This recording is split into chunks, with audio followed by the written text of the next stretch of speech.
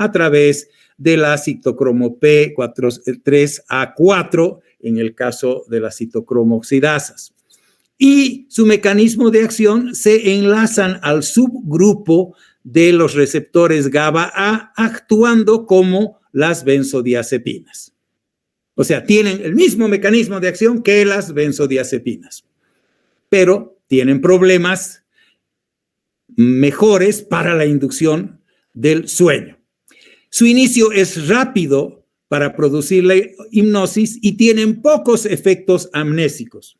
Como vamos a ver, los benzodiazepínicos tienen unos efectos amnésicos bastante importantes y en ciertos momentos eso es un problema, pero para otros casos más bien sirve para realizar actos terapéuticos. Estos hipnóticos recientes se los utiliza hoy con mayor frecuencia en los trastornos del sueño. Siguiendo con el grupo de los ansiolíticos, hipnóticos sedantes, tenemos los llamados agonistas de los receptores de la melatonina. La melatonina, ustedes se recuerdan, por la parte fisiológica, tiene que ver también, además de la coloración de nuestra piel, tiene que ver con el círculo circadiano, la secreción de ella y obviamente la inducción también hacia el sueño. Por lo tanto, aquellos que agonistas, estimulan los receptores de la melatonina, nos servirán también para que se vaya a estimular el sueño y por lo tanto sirvan de hipnóticos. El Ramelteón es uno de los fármacos y el Tasimelteón es el otro de los fármacos. Su mecanismo de acción activan los receptores de la melatonina 1 y de la melatonina receptores 2 en los núcleos supraquiasmáticos del sistema nervioso central. Una vez que se ha producido la aplicación del fármaco en la clínica, su inicio es rápido y con insomnio de rebote mínimo. Tanto los barbitúricos como los hipnóticos recientes como las benzodiazepinas producen lamentablemente un insomnio de rebote, que es importante. Y en este caso sí es un problema producir también síntomas de abstinencia. Y por último, este grupo tiene los antagonistas de la orexina, cuyo fármaco es el suvorexan, con la dosis de 10 miligramos al acostarse para ser utilizado como hipnótico. En su farmacocinética hay que tener cuidado porque tiene interacciones farmacocinéticas con otros fármacos como el fluconazol, que ya lo han visto, como el verapamilo, que lo han visto en los temas de la parte cardiovascular, el fluconazol en los temas de antimicóticos, y que tienen también que ver con el famoso jugo de la toronja, produciendo un síndrome importante, y esto gracias a la inhibición de la citocromo P450. En sus aplicaciones clínicas, promueve el inicio del sueño en personas que tienen trastornos del sueño. Su mecanismo de acción bloquea la unión de orexinas, neuropéptidos que promueven la vigilia. Que te quedas despierto quiere decir que estás con vigilia. En su caso, pasando ahora de nuevo a los sedantes, existen los agonistas de los receptores de la 5-hidroxitriptamina, cuyo fármaco es la buspirona, que se lo utiliza en dosis de 5 a 10 miligramos 2 a 3 veces al día como sedante. Su mecanismo de acción es un agonista parcial de los receptores de la 5-hidroxitriptamina, pero también puede tener acciones afines a los receptores dopamínicos 2. En su farmacocinética se produce la absorción oral, su vida media es corta y se produce en su excreción como metabolito activo. El inicio de sus efectos ansiolíticos es un inicio lento y se lo puede utilizar en los estados de ansiedad en general. Como se habrán dado cuenta, no es algo importante. La buspirona es de muchos años atrás y en general ha pasado ya un poco a la historia, pero en algunos momentos todavía funciona. Pasamos a la parte de la farmacodinamia de las llamadas benzodiazepinas. En general, los barbitúricos y los hipnóticos recientes. Vamos a ver la farmacología molecular de los receptores GABA, vamos a ver su neurofarmacología, vamos a ver a qué ligandos y sitios de unión se realiza su acción farmacológica para tener una actividad agonista, antagonista o también actuar como agonistas inversos.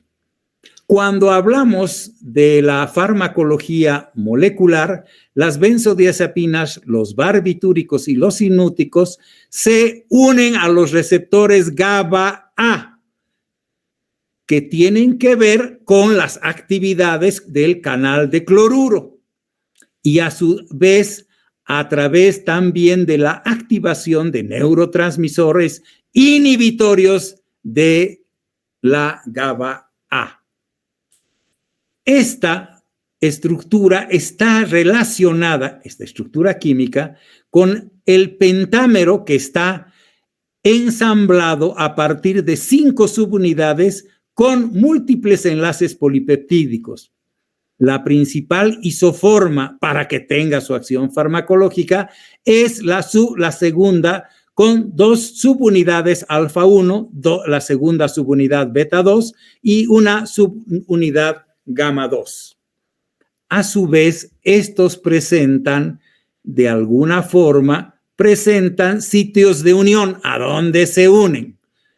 En general, decimos que se unen a el GABA en su subunidad alfa 1 y en su subunidad beta 2. Sin embargo, los GABA-A consiste en que existen varias combinaciones de isoformas y por esto pueden haber diferentes formas de acción. Sobre todo los barbitúricos son aquellos que se combinan las isoformas al unirse a ellas y producen su acción farmacológica.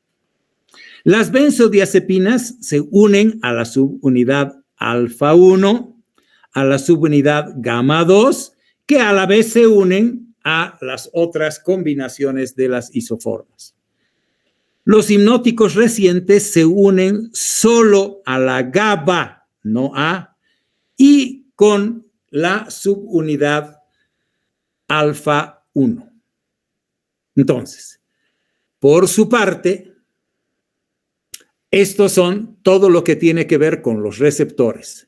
Si nosotros vemos la neurofarmacología, el GABA es un neurotransmisor que inhibe el sistema nervioso central a nivel del neuroeje, médula, hipotálamo, hipocampo, corteza cerebral y cerebelosa, donde las benzodiazepinas elevan la eficacia de la inhibición sináptica, que la llamamos inhibición sináptica GABA enérgica. Aumenta la frecuencia de los eventos de apertura de los canales de cloruro, mecanismo de acción, y por otro lado, los barbitúricos aumentan la duración de la apertura de los canales de cloruro, esto si lo das a altas dosis, y por lo tanto son GABA miméticos. Por lo que activan en forma directa los canales de cloruro y pueden inducir a amnesia quirúrgica completa, y por eso se los utiliza en la anestesia quirúrgica, y tienen un muy bajo margen de seguridad. En general, los barbitúricos tienen el conflicto de ser altamente tóxicos en el sentido de producir la muerte por depresión respiratoria con solo duplicar la dosis. Por su lado, si nosotros vemos los sitios de unión, los ligandos en los sitios de unión, encontramos que se muestran interacciones del ligando con el receptor en las benzodiazepinas. Y estas benzodiazepinas pueden ser agonistas, antagonistas e inversos. En el caso de agonistas, facilitan la acción del GABA, como por ejemplo las llamadas no benzodiazepinas, son agonistas selectivos de los sitios de unión BZ en la subunidad alfa-1.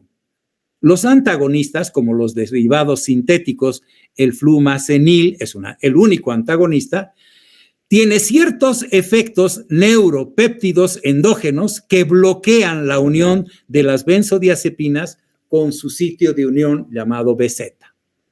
En su caso, los agonistas inversos actúan como moduladores alostéricos negativos de los receptores GABA, como las llamadas beta-carbolinas.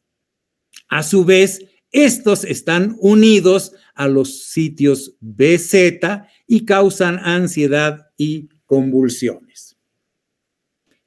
Para terminar, vamos a visualizar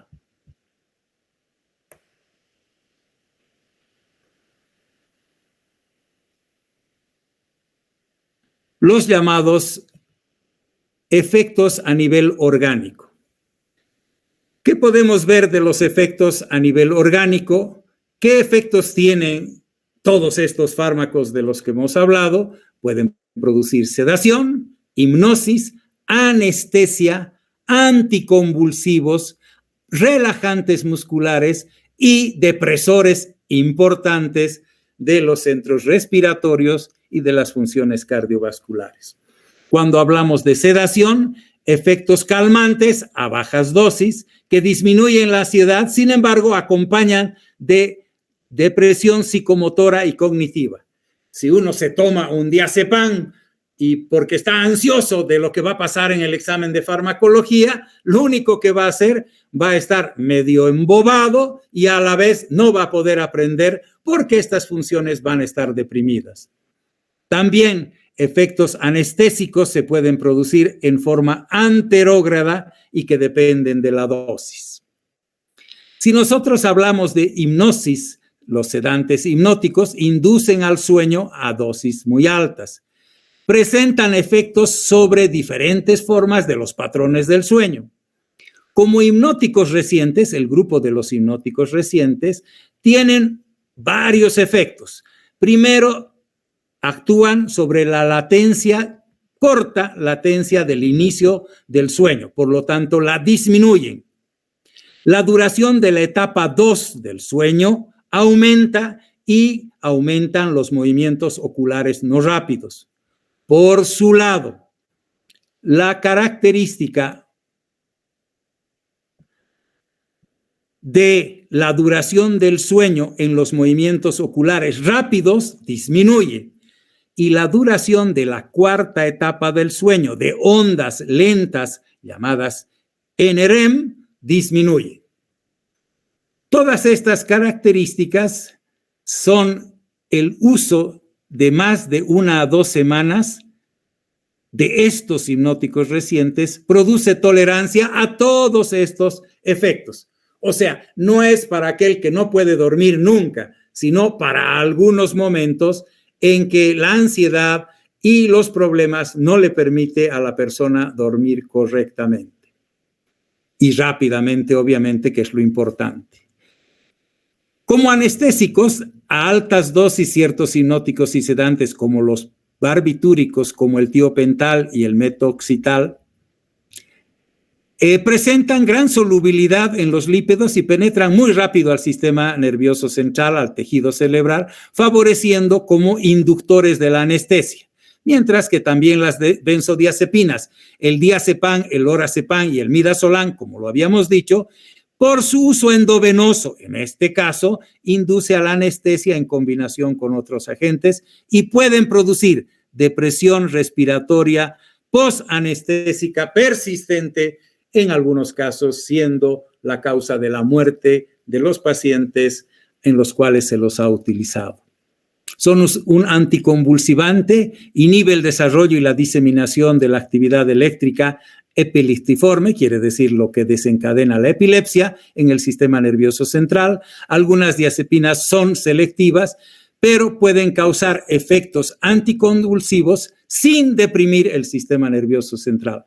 Como relajantes musculares, las benzodiazepinas tienen efectos inhibitorios sobre los reflejos polisinápticos y la transmisión internuncial. A dosis altas deprimen la transmisión neuromuscular, por lo tanto son relajantes o bloqueadores musculares.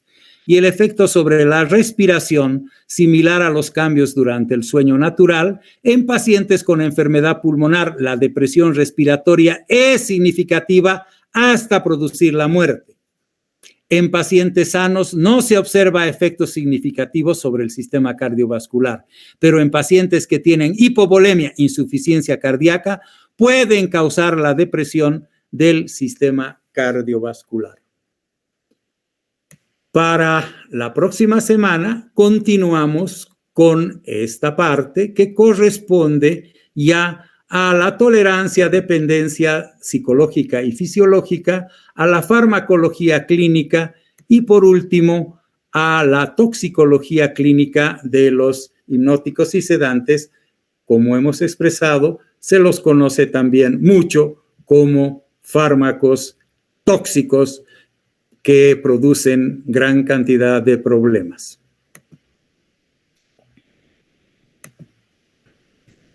Bien, como ustedes ven, son las 8:14.